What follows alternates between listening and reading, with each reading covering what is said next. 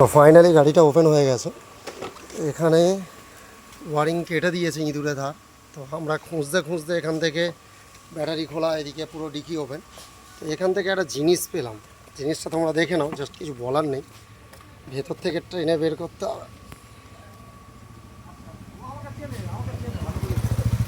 এই হচ্ছে ব্যাপার, এইটা বেরোলো। আর এখান থেকে দেখছি এই যে সাইড স্ট্যান্ড আছে, সাইড স্ট্যান্ডের এখানে একটা সেন্সার থাকে, দেখো ইঁদুরে তার কেটে দিয়েছে।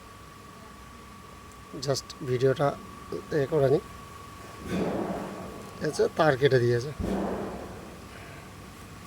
আর এখানে দেখো ভেতরে এইসব ভর্তি।